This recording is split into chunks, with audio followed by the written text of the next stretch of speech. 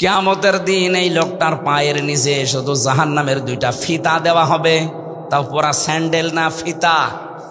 ফিতার ওপরে ওকে দাঁড় করানোর সঙ্গে সঙ্গে ওর মাথার মগজগুলো ফুটতে থাকবে। নবীজির আপন চাচা হযরত আবু তালেব যেদিন মারা যাচ্ছিল, নিজে তার মাথার কাছে বসে কানের কাছে মুখ নিয়ে বলেছিলেন, চাচা, ইয়া আম্মি আবি তালিব, লা ইলাহা ইল্লাল্লাহ হাজ্জুল্লাকা ইনদাল্লাহি ইয়াউমাল কিয়ামা। বুখারী শরীফের হাদিস। হে চাচা, জোরে বলা লাগবে না, শুধু আমার কানের কাছে মুখটা নিয়ে আস্তে করে বলেন, লা ইলাহা ইল্লাল্লাহ মুহাম্মাদুর রাসূলুল্লাহ। এটা বলার দরকার নেই, কারণ আমি যে মুহাম্মদ এটা আমি জানি। এই সাক্ষীটা আপনার দেওয়া লাগবে না, শুধু আল্লাহর একাত্মবাদের ঘোষণাটা দেন। এতটুকু দিলেই আমি আল্লাহর কাছে কিয়ামতের দিন আপনার জন্য ঝগড়া করে জান্নাতে নিয়ে যাব। পাশে দাঁড়িয়েছিল আবু জেহেল আর আবু সুফিয়ান। ডাক দিয়ে বলছে, নেতা পড়বা, সারা জীবন বাপ দাদার ধর্ম অনুসরণ করলে এখন এই ভাতিজার নতুন ধর্ম অনুসরণ করে কলঙ্কিত হবা। মানুষ তোমাকে কাপুরুষ বলবে, ভীরু বলবে।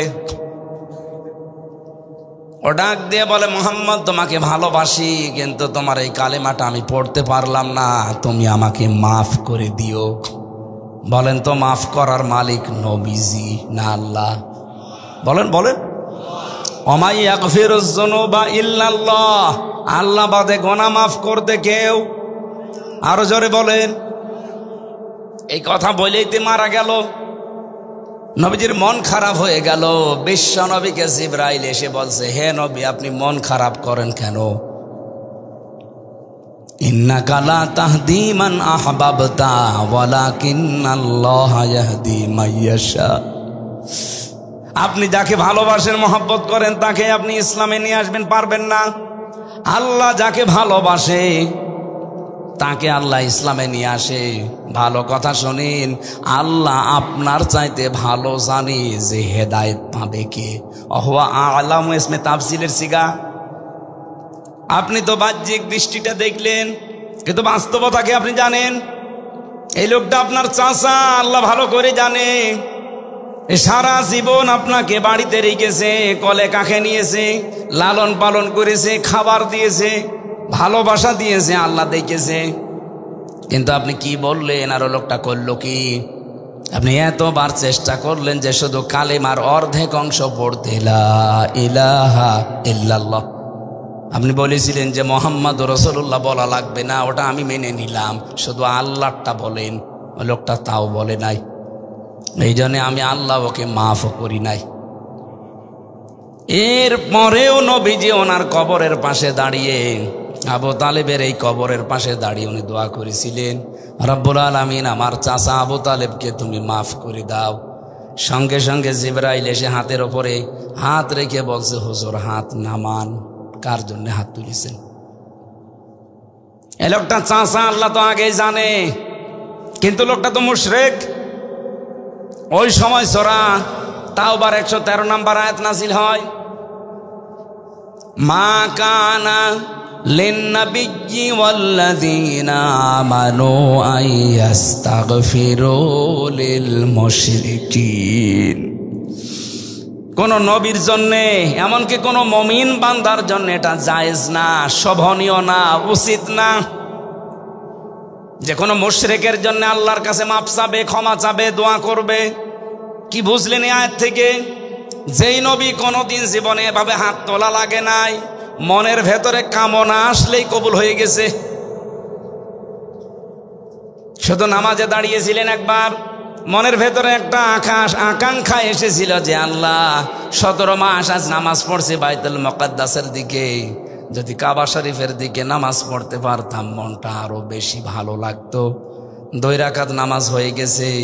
আল্লাহ বলেন, এক্ষুনি আপনি মুখ ঘুরিয়ে ফেলেন নামাজের ভেতরে। হাত তোলা লাগে না নবীজির, শুধু মনের ভেতরে কামনা আসলে আল্লাহ কবুল করে নিয়েছে। অথচ সেই নবী আজ হাত তুলে বসে আছে, আমার চাচারে মাফ করা লাগবে।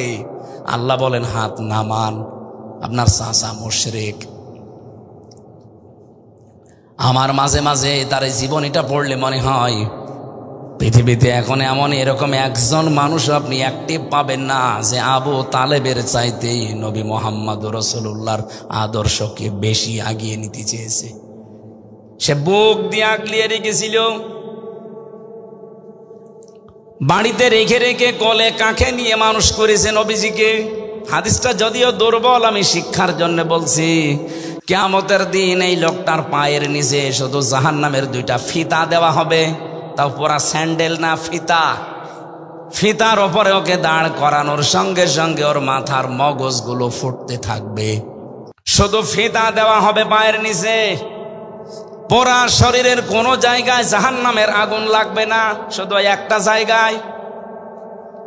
আমার প্রশ্ন হচ্ছিল, কেন শুধু পায়ে আল্লাহ আগুনের ফিতা দেবে, আর পোড়া শরীরের পা, মাথার চুল থেকে শুরু করে পায়ের এই পাতা পর্যন্ত একটা জায়গায়ও তার জাহান্নামের আগুন লাগে নাই, শুধু ওই ফিতার কারণে টকবক করে ফুটছে। যারা মুহাদ্দিস ব্যাখ্যা করতে গিয়ে লিখেছেন এটা, যে এই লোকটা সারাটা জীবন যেহেতু রাসূল তার বাড়িতে ছিল, নবীজিকে কোনো সময় মাথায় নিয়েছে, কোলে নিয়েছে, কাঁখে নিয়েছে, কাঁধে নিয়েছে, পেটে নিয়েছে, বুকে নিয়েছে। আল্লাহর নবীর এই শরীরটা যেখানে যেখানে লেগেছে ওই জায়গাতে আল্লাহ জাহান্নামের আগুন লাগান নাই। যেহেতু পায়ের নিচে কোনোদিন রাসূলকে রাখে নাই, এই জন্য পায়ে আল্লাহ ফিতা লাগিয়ে দেবে। আমি এখান থেকে আর একটা শিক্ষা দিতে চাই, কত ভালোবাসতো নবীজিকে বলেন তো। এই লোকটা শুধু মুশরিক হওয়ার কারণে যদি আল্লাহর নবীর দোয়া আল্লাহ ফেরত দিয়ে দেয়, বাংলাদেশে কত টাটকা মুশরিক মরে যাচ্ছে কি। এখন প্রশ্ন আসতে পারে, মুশরিক কই, আমরা তো খুঁজে পাই না। এবার আমি বলছি, সূরা শূরা 13 নম্বর আয়াতের শেষের আগের অংশে দেখবেন, এটা তো 4-5 লাইন আয়াত, শেষের লাইনের আগের লাইনে দেখবেন এই শব্দটা আছে। আজ বাংলাদেশের সাথে আপনি মিলাতে পারেন, মা কাবরং আলাল মুশরিকিনা মা তাদউহুম ইলাইহি। রব্বুল আলামিন বলেন, হে নবী, আপনি যেদিকে মানুষকে ডাকেন যে আসো আল্লাহর বিধান কায়েম করি, আল্লাহর দ্বীন জমিনে কায়েম করি, এই কথা শুনলে সবচাইতে বেশি কাবুর, মন খারাপ হবে, রাগ হবে, আপনাকে মেরে ফেলতে আসবে, তেড়ে আসবে, খারাপ লাগবে তাদের যারা মুশরিক। কি বুঝলেন এই আয়াত থেকে? যে পৃথিবীতে যদি কেউ মুশরিক হয়, তার মানে যে শিরিক করে তাকে আমরা কি বলি? বলেন বলেন। শিরিক করলে সে মুশরিক, আর মুশরিকের কাছে দ্বীন কায়েমের কথা শুনলে রাগ হবে। সুতরাং এই বাংলাদেশে দ্বীন কায়েমের জন্য আমরা যারা আন্দোলন করি, আমাদের দেখলে যাদের রাগ হয়, আমাদের কথা শুনলে যাদের মন খারাপ হয়, বুঝতে হবে তারা যে কোনোভাবে শিরিকে লিপ্ত। প্রশ্ন আসতে পারে, কয় আমি তো শিরিক করি না। আরে ভাই, আপনি টের পাচ্ছেন না? আল্লাহর কোরআন তোর মিথ্যা না? কি কথা বলেন এখন? অবশ্যই আপনার দ্বারা কোনো না কোনো ভাবে শিরিক হচ্ছে। শিরিক হচ্ছে এই কারণে আপনার কাছে খারাপ লাগে। আপনি এখন আবিষ্কার করেন আপনার দ্বারা শিরিক কি কি হচ্ছে। যদি শিরিক হয় তাহলে আপনি কি মুশরিকের জন্য হামজা না, নবীরও দোয়া করা জায়েজ আছে। আপনি কোথায় যাচ্ছেন টের পাচ্ছেন? ইন্নাহু মা ইউশরিক বিল্লাহ ফাকাদ হারামাল্লাহু আলাইহিল জান্নাহ। যারা শিরিক করে তাদের জন্য আল্লাহর জান্নাত হারাম, ওয়া মাওয়াহুন নার, জাহান্নাম ওয়াজিব। এ বাংলাদেশে বহু মানুষ এখন আমরা দেখতে পাচ্ছি লাভ দিয়ে পড়ছে শিরিক করতে। এখন প্রশ্ন, শিরিক কি? এক কথায় জবাব দিচ্ছি, আল্লাহ যেটা পারে ওইটা অন্য কেউ পারে, এই বিশ্বাস করার নাম শিরিক। এ বিশ্বাস বাংলাদেশের মানুষের নেই। আল্লাহ নিজে বললেন, আলা লাহুল খালকু ওয়াল আমরু, জমিন যার, আইন চলবে তার। এখন আপনি এই জমিন বানিয়েছেন, আল্লাহ বিশ্বাস করেন, কিন্তু আইন চালাবেন অন্য কারো, আপনি মুশরিক। এই জন্য প্রথম কথা ছিল, আমার এই দেশে দল এখন দুইটা, একটা আল্লাহর দল, একটা শয়তানের দল। যারা আল্লাহর আইনে জমিনে কায়েম করতে চায়, সে যে পদ্ধতিতে হোক, পদ্ধতি ভুল হতে পারে, কিন্তু তাদের চাওয়া পাওয়া কি? তারা তো আর আপনার বাবার আইন কায়েম করতে চায় না, তারা স্বামীর আইন কায়েম করতে চায় না, তারা চায় আল্লাহর আইন কায়েম করতে।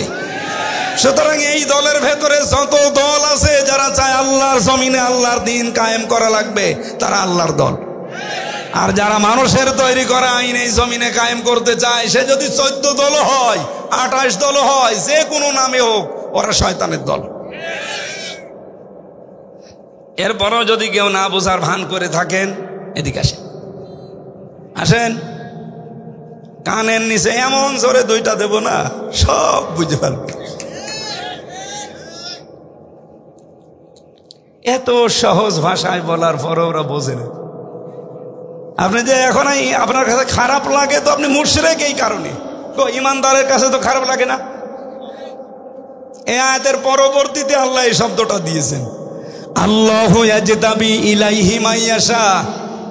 দিন কায়েম করার পথে আপনি একবারে চলে আসবেন, জীবনও আল্লাহ আপনাকে নেবে না।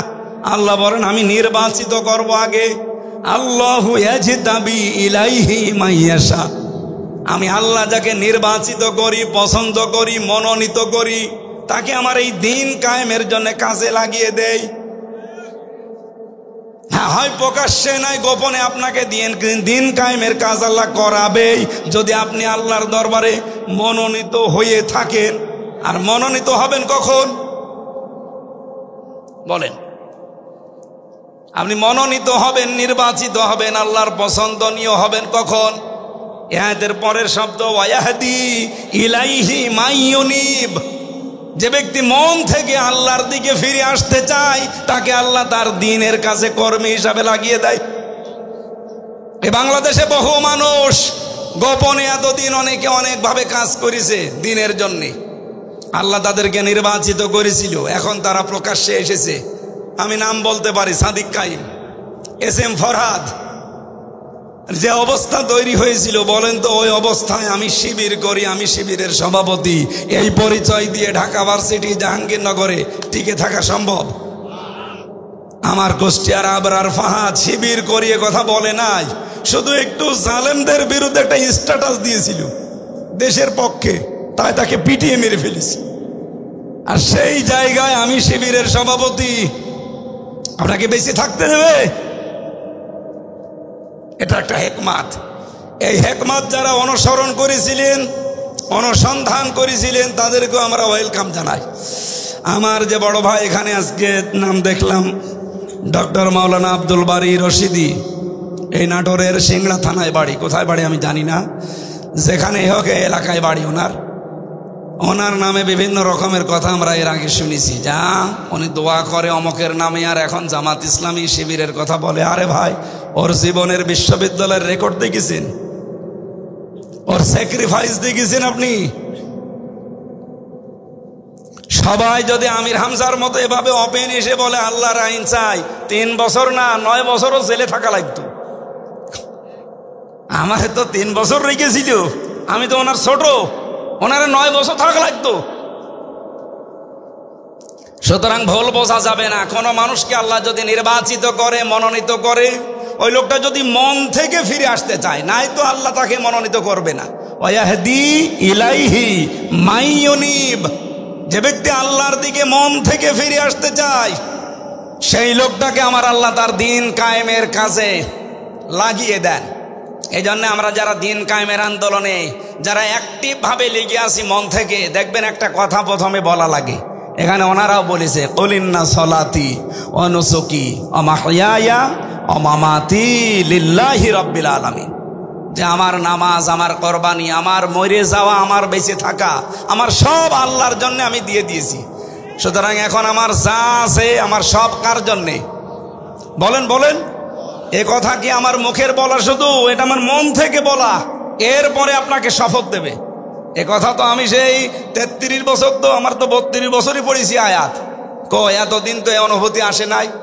অথচ গত বছর অক্টোবরের 13 তারিখে আয়াতটা যখন আমিরে জামাত এভাবে পড়াচ্ছিলেন, এরপর থেকে অনুভূতি আল্লাহ তৈরি করে দিয়েছে যে আমার বউ, ছেলে, মেয়ে, জায়গা জমি, কুষ্টিয়ার বাড়ি না, আমার জীবনও এখন আমার আল্লাহর জন্য। এই জন্যে কষ্টকে আমার আর কষ্ট মনে হয় না। তাছাড়া এই শরীরে তো এত কষ্ট সহ্য করা সম্ভব না। 3টা বছর জালেমরা কিছু রেখেছে শরীরে, খাবারও ঠিক মতো দেয়নি আমারে। ফাঁসির কন্ডেম সেলের ভেতরে 24 ঘন্টা তালাবদ্ধ করে আবার সিসি ক্যামেরা দিয়ে রেখেছি। কেউ যেন আমার সাথে কথাও না বলে, এত কড়াকড়ি করতো। কয়েকটা কারারক্ষী একটু মুসলমান যারা ভালো ভালো পেলে ওই 2-1 দিন সময় পেতাম, যে তাও এই দাওয়াতি কাজ করতাম। বাইরে বের হওয়ার পরেই দেখেন 1 বছর কয়েক মাস হয়ে গেল, এখনো আমি স্বাভাবিক হতে পারি নাই। এখন আমার কণ্ঠ শেষ, আমার মাথার এই সাইডটা মাঝে মাঝে এলোমেলো হয়ে যায়। যেখানে ডাক্তার দেখালাম, যে সিঙ্গাপুরে, মালয়েশিয়া, বিভিন্ন দেশে গেছি, বলে না সময় লাগবে, ওরা বহু উল্টাপাল্টা জিনিস খাওয়িয়েছে আমাদের। এখানে ডাক্তার না ডক্টর আছে আমি জানি না, ওনারা জানে, তেঁতুল দেয় প্রত্যেক খাবারে। আমারে যে খাবারই দিত, ডাল রান্না করেছে তেঁতুল দিয়ে দেয়। ডালের ভেতরে তেঁতুল দিলে খাওয়া যায়? তরকারি রান্না করেছে 4-5 রকম জিনিস দিয়ে তেঁতুল দেবে। ডিম ভেজেছে তেঁতুল দেবে। এটা দিলে কি হয় ডাক্তাররা জানে। শরীরটা একদম শেষ করে দিয়েছিল। এই জন্য হেকমতের সাথে যদি কেউ কাজ করে থাকে এই 15.5 বছর, তাদেরকেও ওয়েলকাম জানানো দরকার। তাদেরকেও ধন্যবাদ জানায় যে তাদের কারণে আজ আমরা এখনো টিকে আছি। আল্লাহ রাব্বুল আলামিন তাদেরকেও দিনের জন্য যেহেতু কবুল করেছে, অ্যাক্টিভভাবে কাজ করার তৌফিক দিন। আমার কথা ছিল আপনার কাছে খারাপ লাগে আমার বক্তব্য এই কারণে, কারণ আপনি শিরিক করছেন। ওই যে আল্লাহ যেটা চায় আপনি ওইটা চান না। আল্লাহ চায় এই জমিনে তার আইন চলবে, আপনি চান মানুষের আইন চলবে, তাহলে আপনি কি মুশরিক? বলেন বলেন। তাহলে বাংলাদেশে মুশরিক নেই? আল্লাহ আমাদেরকে যেন এই শিরিক থেকে বাঁচান, বলেন আমিন। কোন মানুষ যদি এখন আল্লাহর দিন থেকে মুখ ফিরিয়ে নিয়ে চলে যেতে চান, উল্টাপাল্টা কথা আমাদের নামের ওপরে, এরা জামাত করে, এরা ইসলাম করে, এই জন্য আমি ইসলামে নেই। ইসলাম কি জামাত ইসলামের? বলেন। আল্লাহর এই আয়াতে আল্লাহ ঘোষণা দিলেন, মাইয়ার দাদ্দা মিনকুম আন দীনিহি, ইমানদারেরা যদি আল্লাহর দিন থেকে মুখ ফিরিয়ে চলে যাও, তুমি মনে করছো যে আল্লাহর দিনকে তুমি দুর্বল করে দেবে, ধ্বংস করে দেবে, কিছু হয়ে যাবে না।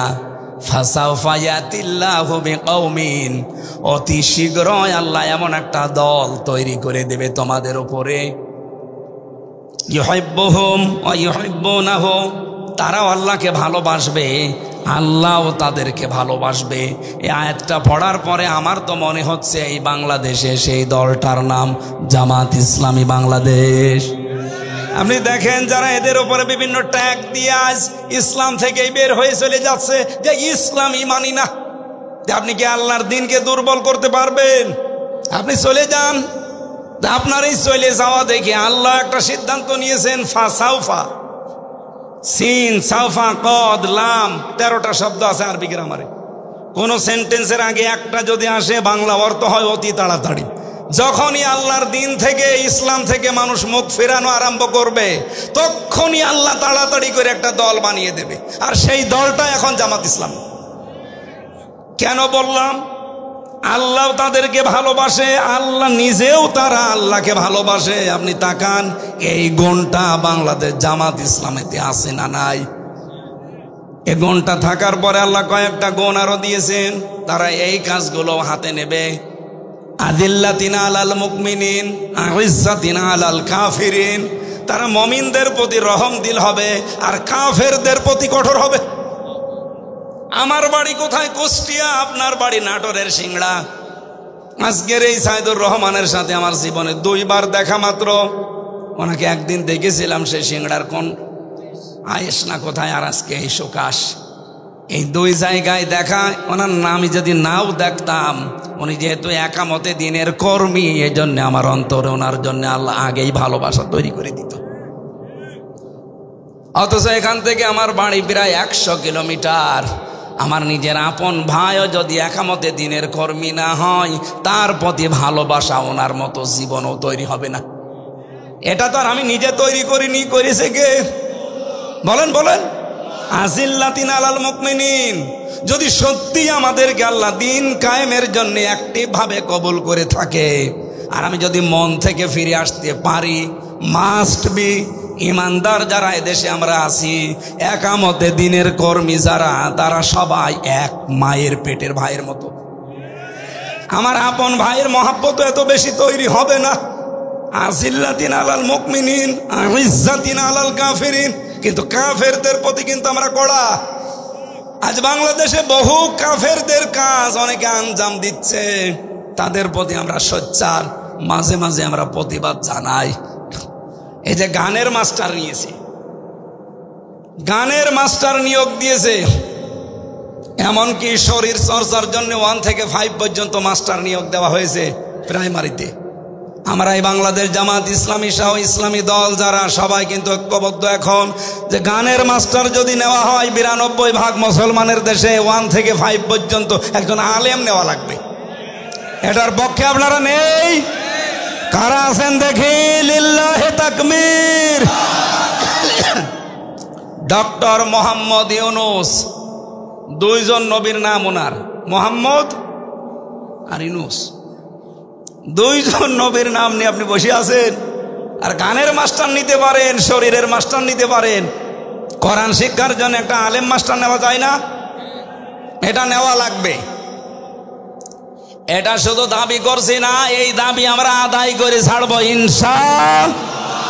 কারণ আমাদের পরবর্তী প্রজন্মকে ধ্বংস করার একটা পায়তারা। এরা কাদের কাছ থেকে ডিরেকশন আসছে আমরা জানি। আপনারা যা করেন করেন, আমাদের দাবিগুলো মেনে নেন, আপনাদের যুদ্ধ চলুক, আমাদের যুদ্ধ চলুক, জয়ী হব ইনশাআল্লাহ আমরা। ইউজাহিদুনা ফি সাবিলিল্লাহ ওয়ালা ইয়াখাফুনা লাওমাতা লাইম। 3 নম্বরে একামতে দিনের কর্মী যারা, এই মানুষগুলো আল্লাহর রাস্তায় কাজ করে, কোন নিন্দুকের নিন্দার পরোয়া তারা করে না। কত রকমের অপবাদ দিয়েছে বলেন 54 বছরে, কিচ্ছু মনে করি নাই, করবো না। আজকে দেখলাম ফজো পাগলা, উনি বলছে শিবির পাকিস্তানি, এটা আমার নাম দেওয়া। আপনি কেন? আপনার বাবা দিলেও আমরা কিছু মনে করি না, কারণ আমরা পাকিস্তান পন্থী না, আমরা বাংলাদেশ পন্থী। যারা বিভিন্ন দেশপন্থী তারা কিন্তু ওই দেশে চলে যাচ্ছে, কথা বলে না কেন? বাংলাদেশ জামাত ইসলামীর একটা মানুষও পাকিস্তানে পালিয়েছে কেন? এই মিথ্যা তহমত দেন। আমরা শুধুমাত্র স্বাধীনতা আন্দোলনের সময় যুদ্ধের পক্ষে ছিলাম না তা না, ডাইরেক্ট হয়তো করি নাই, কিন্তু ইতিহাস বলছে আমরা এই দেশে তখন ভারত বিরোধী ছিলাম। এটা জামাত ইসলামী 54 বছর আগে বুঝেছে, আর মানুষ এখন বুঝতেছে ওইটা, যে আসলেও তো ভারত আমাদের শত্রু। একটা উপকার দেখান আপনি, চিকিৎসা বিজ্ঞানে ওরা নাকি আমাদের উপকার করে, চিকিৎসা সেবায়। কে বলেছে আপনাকে? ওরা যদি 20 টাকা খরচ হয় ওদের পাশের দেশে, এখান থেকে চাইনায় গেলে, এখান থেকে সিঙ্গাপুরে গেলে, ও 20 টাকার চাইতে 15 টাকায় শেষ করেছে। বছরে একটা উপকারও আমরা পাইনি, শুধু ক্ষতি ছাড়া। এজন্য দিনের মুজাহিদ যারা চেষ্টা তারা করে, এদের নামে যতই বদনাম দেন থামাতে পারবেন না। কুছ পরোয়া নেই, লা ইয়াখাফুনা লাওমাতা লাইম, যালিকা ফাদলুল্লাহ। আল্লাহ বলেন এটা যাত্রার দ্বারা সম্ভব না, এটা আমার অনুগ্রহ। যাকে আমি আল্লাহ এই অনুগ্রহ দান করি, সেই লোকটা এভাবে অ্যাক্টিভ ভাবে কাজ করতে পারে। আল্লাহু ওয়াসিউন আলিম, আমি সব দিক থেকে প্রশস্ত। আল্লাহ রাব্বুল আলামিন যেহেতু প্রশস্ত জ্ঞানের অধিকারী, আমাদের এই বাংলাদেশকেও তার জ্ঞান দিয়ে, তার আলো দিয়ে এবার আমরা সাজাতে চাই ইনশাআল্লাহ। আল কাজ্জিসু মান দানা নাফসাহু ওয়া আমিলা লিমা বাদাল মাউতি ওয়াল আজিজু মান আতবা নাফসাহু হাওয়াহা ওয়া তামান্না আলাল্লাহ। বুদ্ধিমান হতে চান, আখিরাতের জন্য কাজ করেন, আল্লাহর উপরে ভরসা করেন, তাহলে আল্লাহর ভাষায় আপনি বুদ্ধিমান, রসুলের ভাষায়। আর যদি আপনি আহাম্মক, নির্বোধ, নির্বুদ্ধিতার পরিচয় দেন, আখেরাতের কোনো কাজ কামরা করেন না, আন্দাজে ভরসা করে থাকেন আল্লাহ একজন আছে মাফ করে দেন, না, এরকম পাগলামি করা যাবে না। যার যেখানে যতটুকু হায়াত সময় আছে আমরা কাজে লাগাবো আল্লাহর দ্বীনের জন্যে। আমি যে কথা তুলেছিলাম, আপনাকে একটা বিশ্ববিদ্যালয় পর্যন্ত নিয়ে যাওয়ার যোগ্যতা এখন বাংলাদেশ জামাত ইসলামীতে আছে। এটা আগেও ছিল, কিন্তু আমাদের ওইভাবে সামনে আসতে দেওয়া হয়নি। এখন যেহেতু আসতে দেওয়া হয়েছে, মানুষ এখন বুঝে ফেলেছে এদেশে সৎ, যোগ্য এবং দেশপ্রেমিক মানুষ জামাত ইসলামী ছাড়া অন্য কোনো দলে আপনি পাবেন না। আমি ওপেন বলছি ভাই, অন্য যা আছে সব চাপাবাজি, ধান্দাবাজি আর চাঁদাবাজি ছাড়া কিছুই নেই, কোনো চরিত্রও নেই তাদের। হ্যাঁ, তারা যদি যাদের আদর্শ মেনে চলে, ওই আদর্শের উপরও থাকতো, তাও আমি দোয়া করতাম। অধিকাংশগুলোই তাদের এই আদর্শের উপরেও নেই, এখন সব হয়ে গেছে এখন দুনিয়াদার আর তাদের ধান্দা। আমাদেরকে এখন তারা দুনিয়াদার, ধান্দাবাজি এই সমস্ত কথাবার্তার আমাদের নামের আগে পরে লাগাচ্ছে। আল্লাহর কসম, বাংলাদেশের 300 মানুষকে বাংলাদেশ জামাত ইসলামী নমিনেশন দিয়েছে। এরা একজন সংসদ সদস্য পদপ্রার্থী না, সব নমিনি। এখানে যে 2 জন আছেন, সাইদুর রহমান, পারভেজ ভাই সহ আরো একজন আসার কথা ছিল, উনি এসেছে, এখন আসতে পারেন না, দবিবুর রহমান। আমি যতটুকু আমি নিজের একজন নমিনি বসিরা কিনে, আল্লাহর কসম আমরা এই 300 জনের কেউ জানি না যে আমাদের নাম আসবে। আপনাদের জিজ্ঞাসা করে দেখেন, ওনারা যদি বলে হ্যাঁ আমি আগে জানতাম, ওনারা ভোট দেওয়ার কথা। একটা দৃষ্টান্ত স্থাপন করেছে বাংলাদেশ, কোন দল পারে। আপনি এই নমিনেশন নেওয়ার জন্য দেখবেন অন্য দলে কয়েক কোটি টাকা তারা বাজেট করবে, এমনকি মারামারি করবে। আমি কি এটা বেশি বললাম? আপনি দেখেন শুরু হবে কিছুদিন পর, এখনো তো হয়নি। আমার আসনে 4 জন, সব ওই রকম নেতা। ওরা এক একজন 100 কোটি 200 কোটি টাকা নিয়ে বসে আছে যে আমারে দেওয়া লাগবে। কেন ভাই? আমার 1 টাকা খরচ নেই, 1 টাকা তোলার ধান্দাও নেই। আর আপনি 100 কোটি টাকা যদি খরচ করেন, অবশ্যই আপনার কোনো ধান্দা আছে। তো এইরকম ধান্দাবাজ, চাঁদাবাজ, চাপাবাজ এদের হাতে দেওয়া যায়? আমরা তো এই কারণে এসেছি, তাছাড়া তো এই লাইনের লোক আমরা না। আমরা তো ওয়াজ করে খেতাম, আপনারা আসতে বাধ্য করছেন। আমরা দেখতে পাচ্ছি যে না, সব উলট পালট করে ফেলবে। কত রকমের চাঁদাবাজি দেখছি এই দেশে। চাঁদার ধরন কি গো! ওদের এখন থিওরি হয়ে দাঁড়িয়েছে, বাবা শাহজালাল সব হালাল। এই একটা থিওরি হইল। এই থিওরি যদি সামলে অ্যাপ্লাই করে, আপনি কি টিকে থাকতে পারবেন বলেন?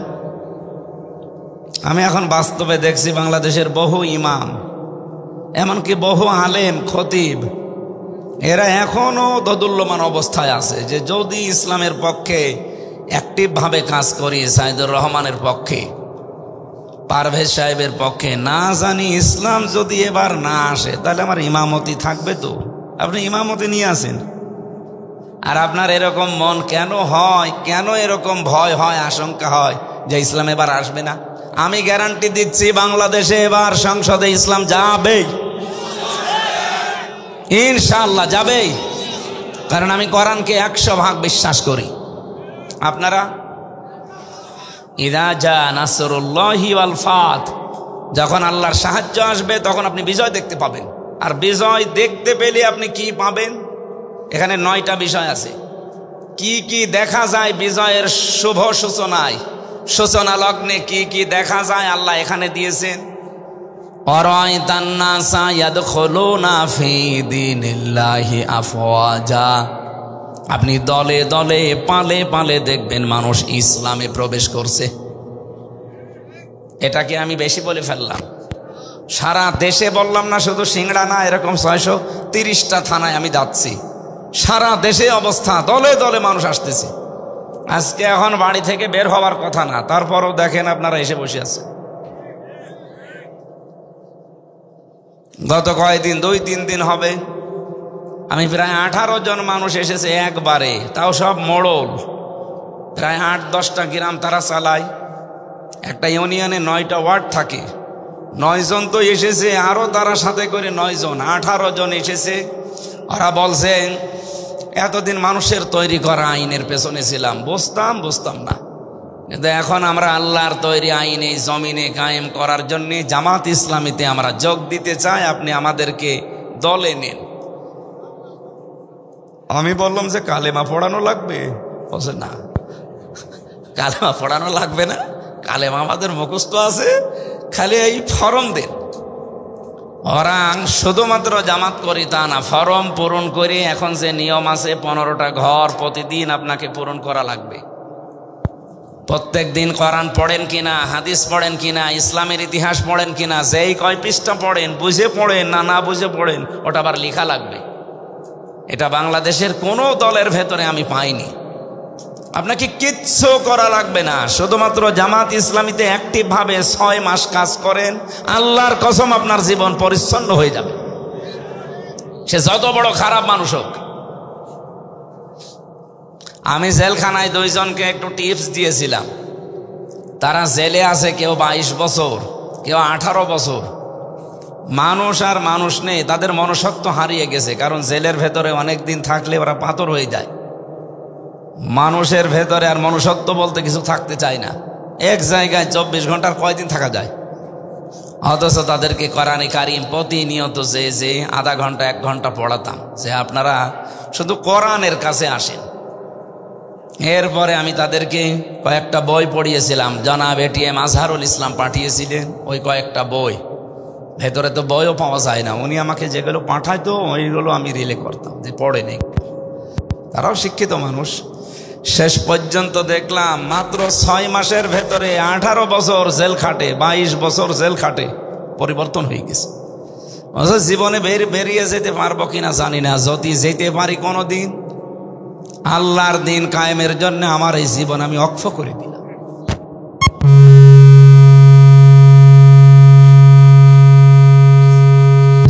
ইসলামী উনি আমির, এখানে সিংড়া উপজেলার আমির অধ্যাপক আবু আমানুল্লাহ।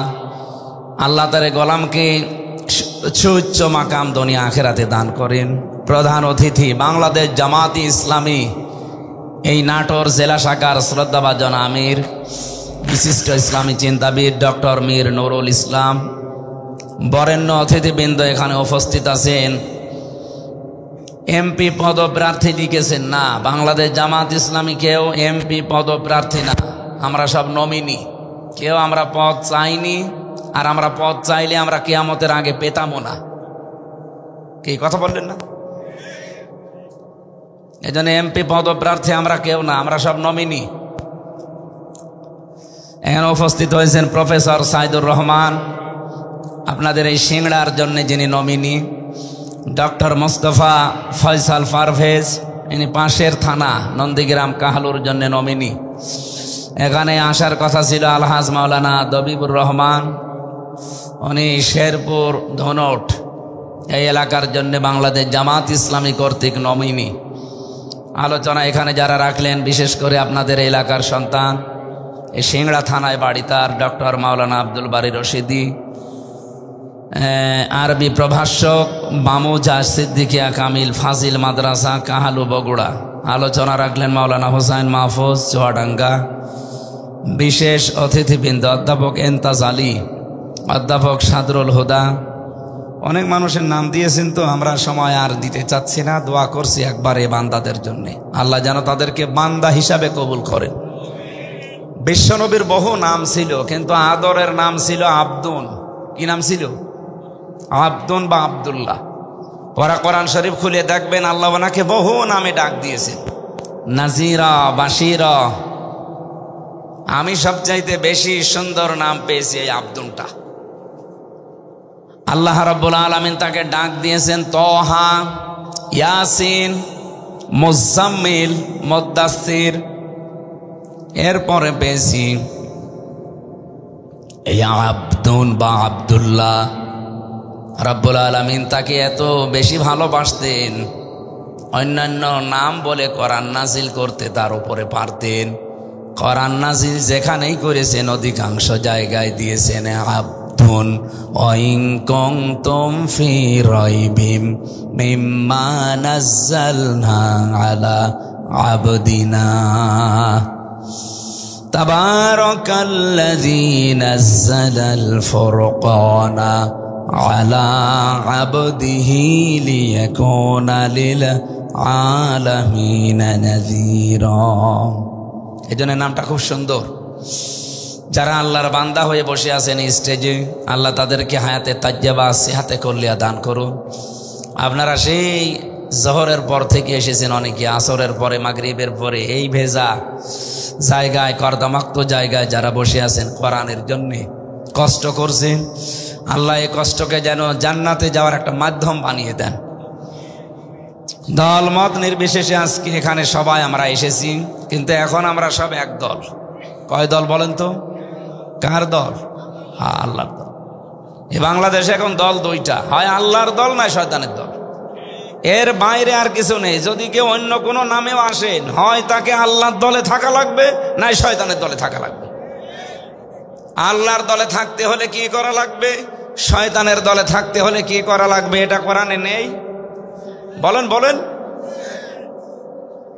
এখনো পর্যন্ত যারা বোঝার পরেও এই কাজগুলো করতে চান না, তাদেরকে আমি আজকের তেলাওয়াতকৃত আয়াত থেকে কিছু ডিরেকশন দিতে চাচ্ছি। এটা আমার নিজের না, আল্লাহর দেওয়া, আমি শুধু অ্যাডভার্টাইজ করছি। এখানে কথা বন্ধ করা লাগবে। আল্লাহ পাক বলেন, এটা সূরা মায়েদার 54 নম্বর আয়াত। তাফসিরুল কোরআন যেহেতু লেখা, তাফসিরের হক হচ্ছে উসুলে তাফসিরের 15টা নিয়ম আছে। কোন আয়াত থেকে কথা বলতে হলে আগে দেখা লাগে তার আগে পরে আল্লাহ আগে কি বললেন। যেহেতু সূরা মায়েদার প্রথমে আমরা নামকরণটা একটু জানাচ্ছি। মায়েদা শব্দের শাব্দিক অর্থ দস্তরখানা, কি খাবারের প্লেট। এখান থেকে একটা মাসলা এসেছে তাফসিরে, যদিও বিষয়টা আমরা অনেকে গুরুত্ব দেই না।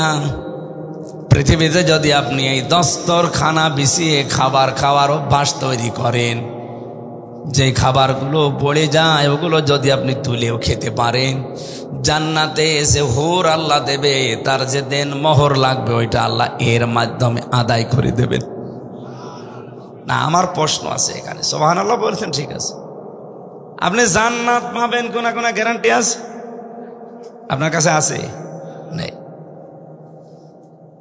অথচ নবীজি বললেন, যারা দস্তরখানায় পড়ে যাওয়া খাবারটা তুলে খেতে পারে, এই মানুষগুলো জান্নাতে যে হুরের সাথে বিয়ে হবে, এর দেন মোহর এটা আদায় হয়ে যাবে।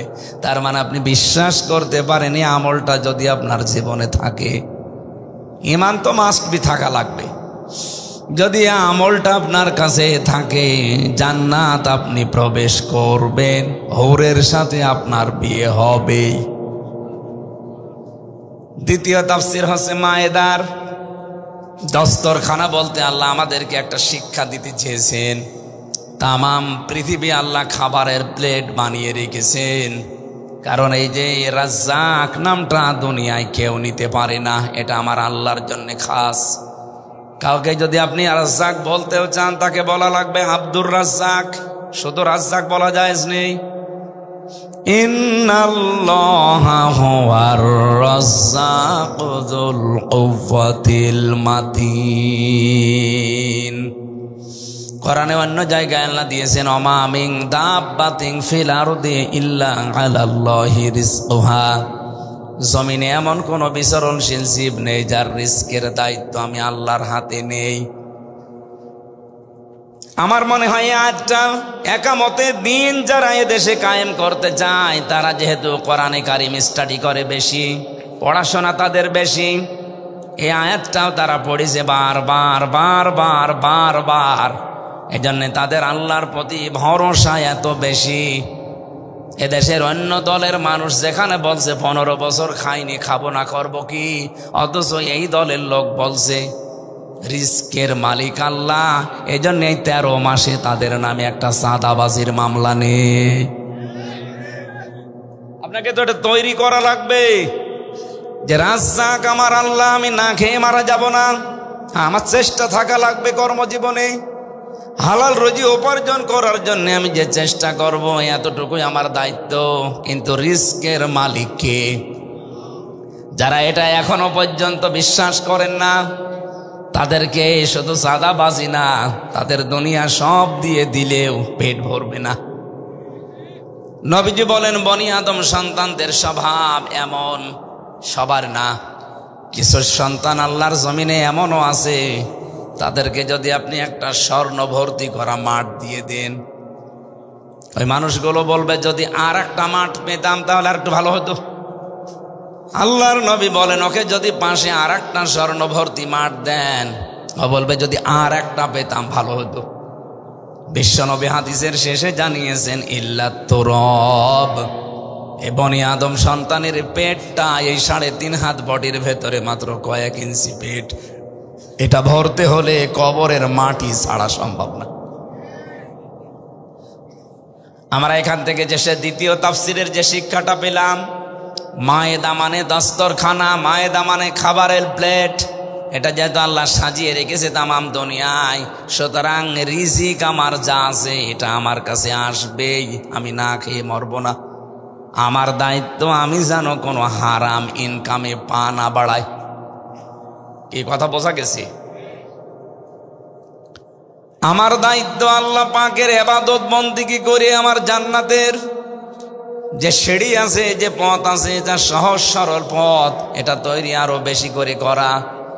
কিন্তু আমার রিস্কের দায়িত্ব যেহেতু আমার না, এ বিষয়ে আমার টেনশনেরও দরকার নেই।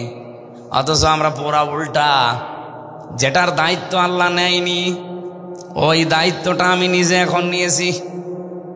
অথচ যেটার দায়িত্ব আল্লাহ নিজে নিয়েছে সেইটা নিয়ে আমাদের কোনো চিন্তা নেই। রিস্কের দায়িত্ব আল্লাহ, আর এ বিষয়ে চিন্তা ভাবনা বাদ দেন। কপালে যা আপনাকে 50,000 বছর আগে দুনিয়াতে আসার লিখে দিয়েছে আল্লাহ, এটা আসবেই। সুতরাং এইটা নিয়ে চিন্তা ভাবনা করে এদিকে এদিকে করে ডান হাতের মাল বাম হাতে, বাম হাতের ডান হাতে দেওয়ার দরকার নেই।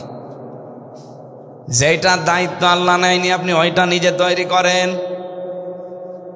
আপনি নিজে জান্নাত যাবেন না জাহান্নামে যাবেন এ দায়িত্ব আল্লাহ নেয়নি, এটা আপনার উপরে।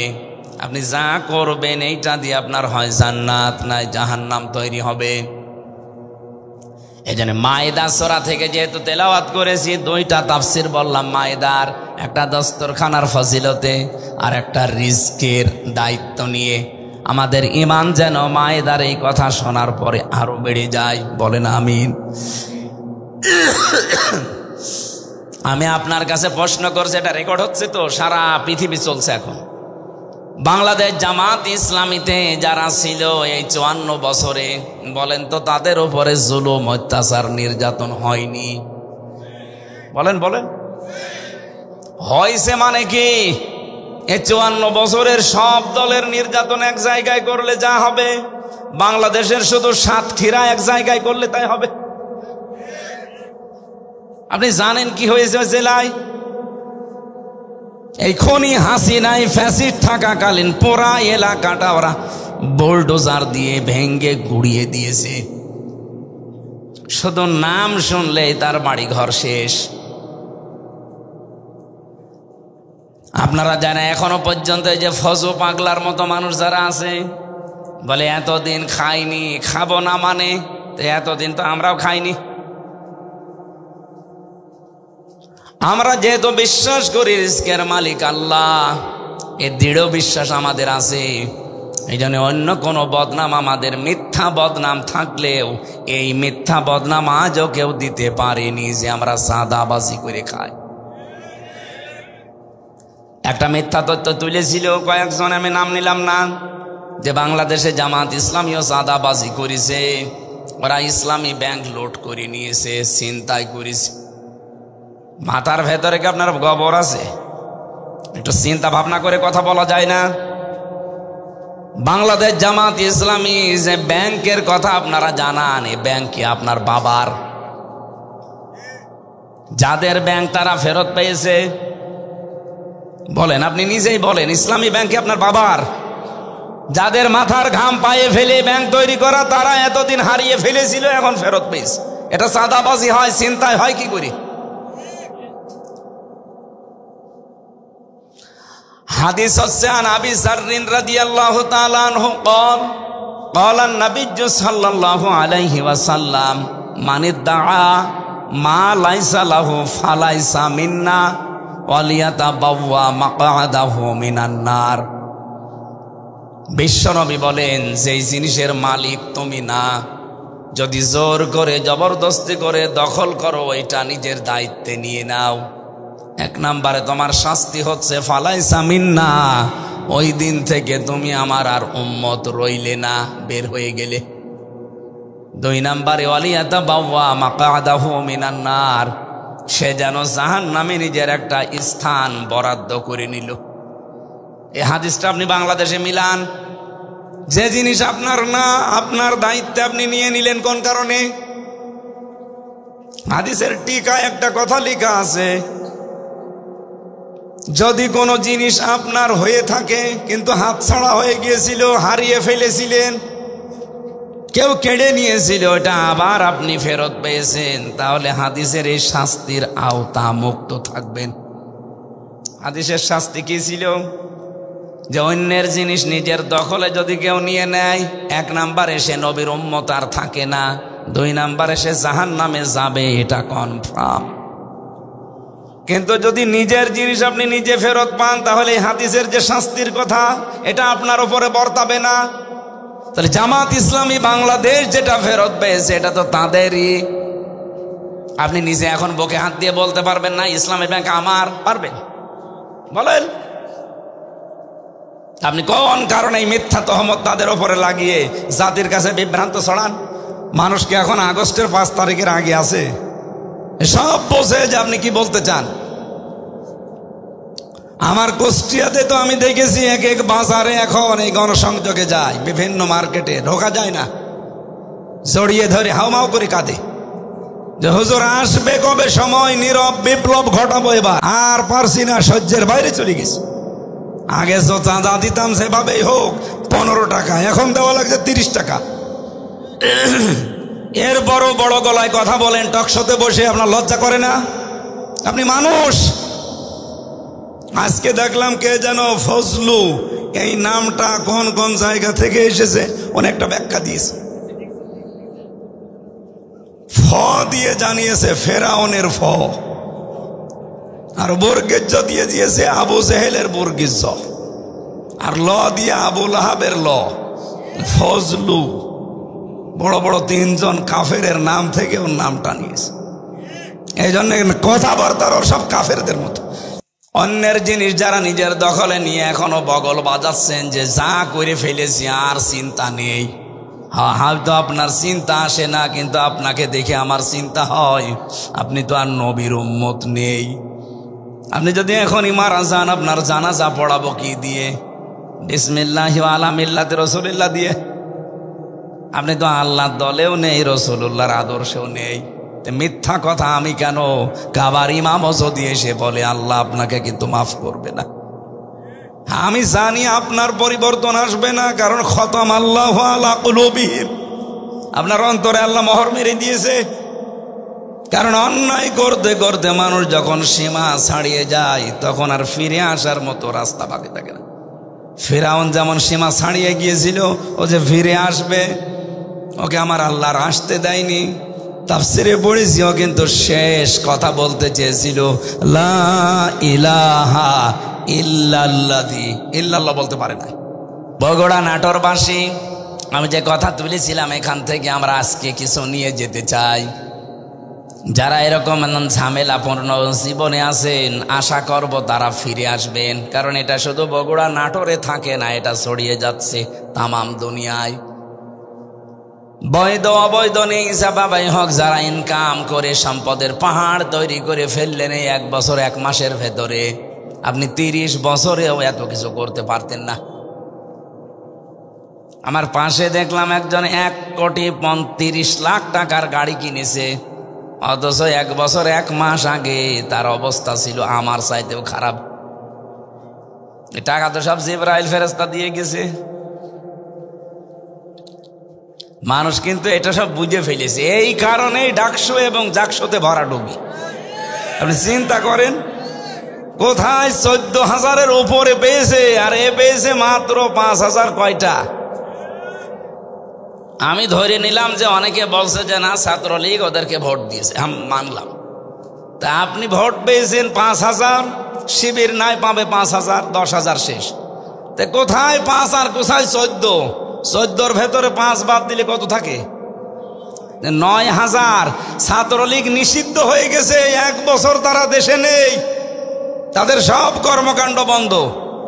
এরপরেও যদি তারা 9,000 ভোট এখনো পায়, তা আপনার রাজনীতি করার দরকার কি? বলেন, আপনি কি রাজনীতি করছেন? এই জন্য ভরাডুবি সামনে আসতেছে, এখনো সাবধান হন। যা নিয়েছেন যার যার কাছ থেকে অন্তত ফেরত দিয়ে দেন। কথা বলেন না কেন? আর আমরা গ্যারান্টি দিতে পারি, যদি এবার ইসলাম চাই, এই যে চাঁদাবাজি, মিথ্যা মামলা, মিথ্যা সাক্ষী, কোনো ভয় করা লাগবে না, আপনিও যা আমিও তাই। এই জন্যই তো 18 জন চলে এসে বলছে এতদিন ভুলে পথে ছিলাম। আমি একটা মন্দির উদ্বোধনে গিয়েছিলাম, আমরা নিয়ে গেল, ওখানে 100 ঘর হিন্দু। সভাপতি যিনি, সেক্রেটারি যিনি এসে বলছে আমার এই 100 ঘর মানুষ এবার ইসলামের পক্ষে রায় দিতে রাজি হয়ে গেছি, শুধু আপনি আমাদেরকে নিরাপত্তা দেবেন, এই কথাটা বলে যান। নিরাপত্তা দেওয়ার মালিক কে? আমি বলছি একজন আছে, বলছে আমরাও বিশ্বাস করি উনি দিতে পারে, কিন্তু আপনি যদি এবার নির্বাচিত হতে পারেন এই গ্যারান্টিটা আমরা চাই যে আমাদের মন্দির যেন কেউ না ভাঙে। কি একটা আশঙ্কায় আছে তারা, বলেন তো। আমরা সারা শুধু কুষ্টিয়ানা, সারা দেশেই গ্যারান্টি দিতে পারি ইসলাম আসলে সবাই থাকবে নিরাপদে, মসজিদ পাহারা দেওয়া লাগে না, মন্দিরও পাহারা দেওয়া লাগবে না ইনশাআল্লাহ। যাদের হাতে এখনো পর্যন্ত মন্দির নিরাপদ না, টাঙ্গাইলে আজকে একটা মন্দির ভেঙেছে কারা যেন গোপনে, এখন যারা দায়িত্বে আছে তারা অলরেডি নাম বলে দিয়েছে। ওরা বলেছিল যে জামাত শিবির এটা করতে পারে, হিন্দুরা বলছে না, এটা আমরা বিশ্বাস করি না, করিয়েছে অমুক। মানুষের ভেতরে এখন কিন্তু এ বিশ্বাস 100 ভাগের 100 ভাগ যে দেশে অন্যায় করা অন্তত ইসলামের দ্বারা সম্ভব না। ইসলামের বাইরে যারা আছে অন্যায় সব তারা করে আর চাপিয়ে দেয় সব এদের উপরে। এই যে দোষ দিয়ে দাও, অমুকের উপরে দায় চাপিয়ে দাও, এটা চলছিল না, এটা আর আগামীতে চলবে না ইনশাআল্লাহ। এই জন্য যার যা নিয়েছেন আশা করছে আপনার যদি জানাজা আমারে দিয়ে পড়াতে চান তাহলে আপনি ফেরত দিয়ে দেন, নয়তো আমি যদি জানাজা ভাগে পাই এমন দোয়া করবো জান্নাতে না জাহান্নামে চলে যাবে। আমারে দিয়ে সহসায় জানাজা অনেকে পড়াতে চায় না কুষ্টিয়ায়, আমার আত্মীয় স্বজনের ভেতরও দিতে চায় না, কারণ জানে যে এ ঘাড় তেড়া দোয়া ওইভাবে করবে। আমি আগে জনগণকে জিজ্ঞাসা করিনি যে এ কেমন ছিল আপনারা জানেন না, বলে জানি। ঠিক আছে, আমিও জানি।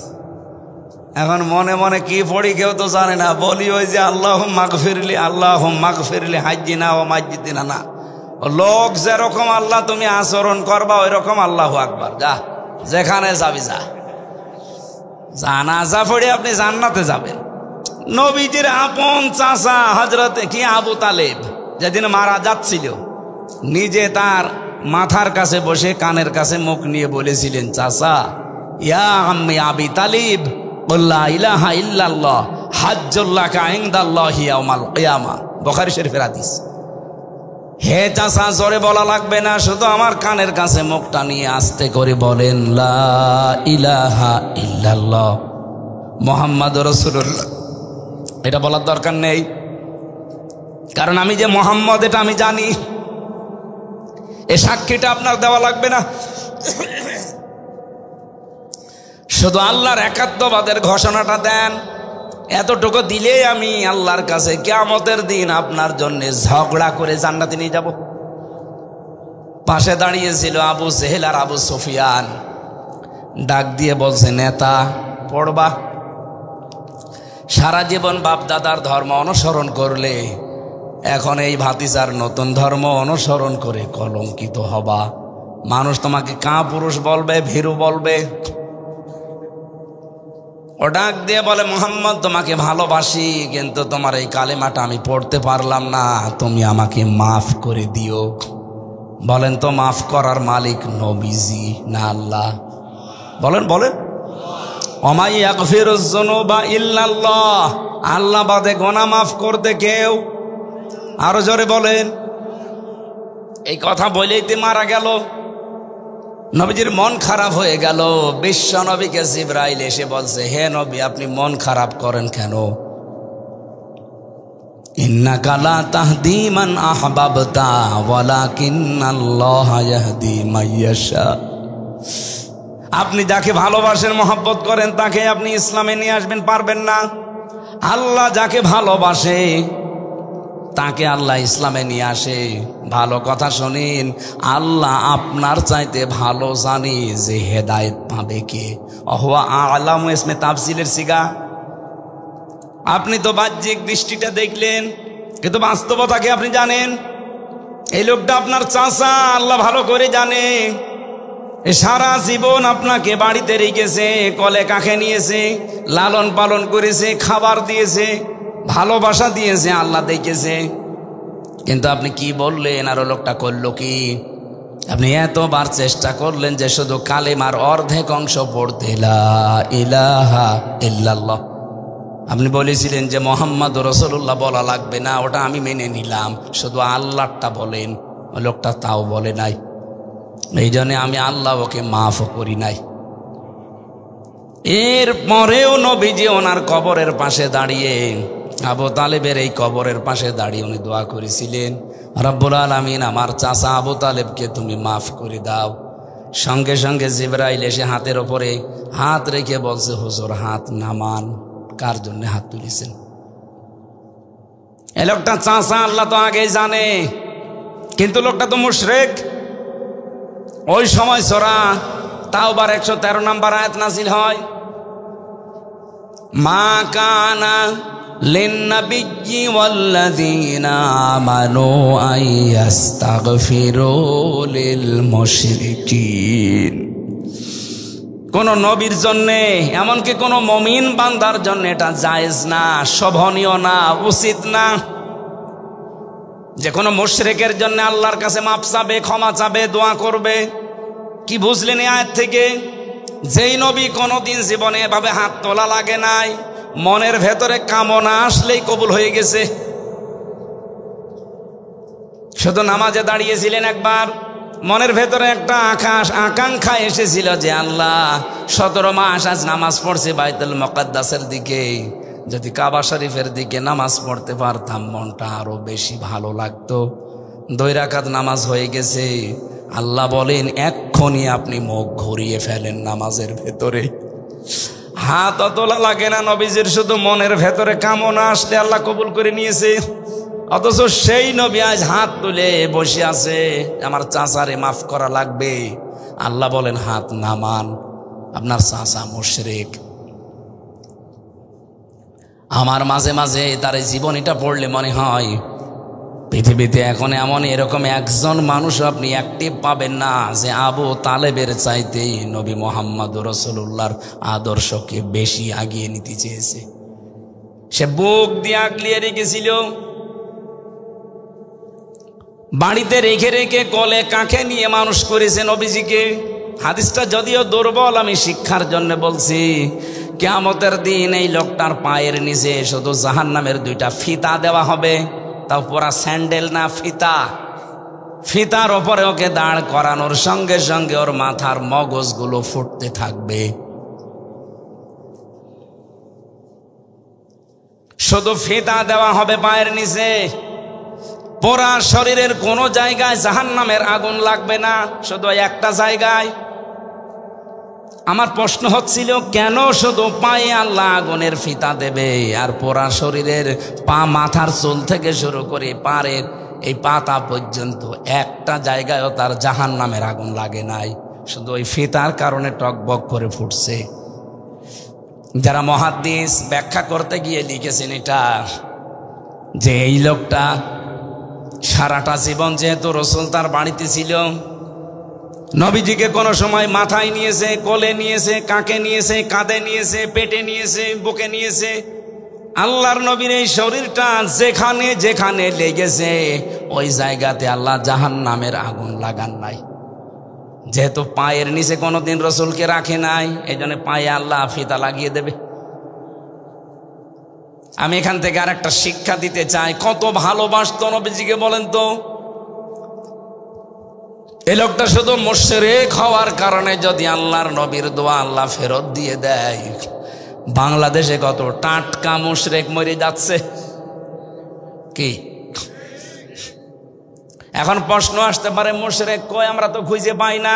এবার আমি বলছি, সূরা শূরা 13 নম্বর আয়াতের শেষের আগের অংশে দেখবেন, এটা তো 4-5 লাইন আয়াত, শেষের লাইনের আগের লাইনে দেখবেন এই শব্দটা আছে। আজ বাংলাদেশের সাথে আপনি মিলাতে পারেন, মা কাবরং আলাল মুশরিকিনা মা তাদউহুম ইলাইহি। রব্বুল আলামিন বলেন, হে নবী, আপনি যেদিকে মানুষকে ডাকেন যে আসো আল্লাহর বিধান কায়েম করি, আল্লাহর দ্বীন এ জমিনে কায়েম করি, এই কথা শুনলে সবচাইতে বেশি কাবুর, মন খারাপ হবে, রাগ হবে, আপনাকে মেরে ফেলতে আসবে, তেড়ে আসবে। খারাপ লাগবে তাদের যারা মুশরিক। কি বুঝলেন এই আয়াত থেকে? যে পৃথিবীতে যদি কেউ মুশরিক হয়, তার মানে যে শিরিক করে তাকে আমরা কি বলি? বলেন বলেন। শিরিক করলে সে মুশরিক, আর মুশরিকের কাছে দ্বীন কায়েমের কথা শুনলে রাগ হবে। সুতরাং এই বাংলাদেশে দ্বীন কায়েমের জন্য আমরা যারা আন্দোলন করি, আমাদের দেখলে যাদের রাগ হয়, আমাদের কথা শুনলে যাদের মন খারাপ হয়, বুঝতে হবে তারা যে কোনোভাবে শিরিকে লিপ্ত। প্রশ্ন আসতে পারে, কয় আমি তো শিরিক করি না। আরে ভাই, আপনি টের পাচ্ছেন না? আল্লাহর কোরআন তোর মিথ্যা না? কি কথা বলেন না কেন? অবশ্যই আপনার দ্বারা কোনো না কোনো ভাবে শিরিক হচ্ছে। শিরিক হচ্ছে এই কারণে আপনার কাছে খারাপ লাগে। আপনি এখন আবিষ্কার করেন আপনার দ্বারা শিরিক কি কি হচ্ছে। যদি শিরিক হয় তাহলে আপনি কি মুশরিকের জন্য হামজা না, নবীরও দোয়া করা জায়েজ আছে। আপনি কোথায় যাচ্ছেন টের পাচ্ছেন? ইন্নাহু মা ইউশরিক বিল্লাহ ফাকাদ হারামাল্লাহু আলাইহিল জান্নাহ। যারা শিরিক করে তাদের জন্য আল্লাহর জান্নাত হারাম, ওয়া মাওয়াহুন নার, জাহান্নাম ওয়াজিব। এ বাংলাদেশে বহু মানুষ এখন আমরা দেখতে পাচ্ছি লাভ দিয়ে পড়ছে শিরিক করতে। এখন প্রশ্ন, শিরিক কি?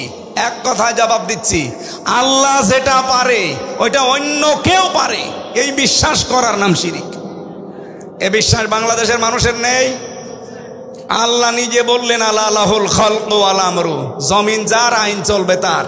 এখন আপনি এই জমিন বানিয়েছেন, আল্লাহ বিশ্বাস করেন, কিন্তু আইন চালাবেন অন্য কারো, আপনি মুশরিক। এই জন্য প্রথম কথা ছিল আমার এই দেশে দল এখন দুইটা, একটা আল্লাহর দল, একটা শয়তানের দল। যারা আল্লাহর আইনে জমিনে কায়েম করতে চায়, সে যে পদ্ধতিতে হোক, পদ্ধতি ভুল হতে পারে, কিন্তু তাদের চাওয়া পাওয়া কি? তারা তো আর আপনার বাবার আইন কায়েম করতে চায় না, তারা স্বামীর আইন কায়েম করতে চায় না, তারা চায় আল্লাহর আইন কায়েম করতে। সুতরাং এই দলের ভেতরে যত দল আছে, যারা চায় আল্লাহর জমিনে আল্লাহর দ্বীন কায়েম করা লাগবে, তারা আল্লাহর দল। আর যারা মানুষের তৈরি করা আইন এই জমিনে কায়েম করতে চায়, সে যদি 14 দল হয়, 28 দল হয়, যে কোনো নামে হোক, ওরা শয়তানের দল।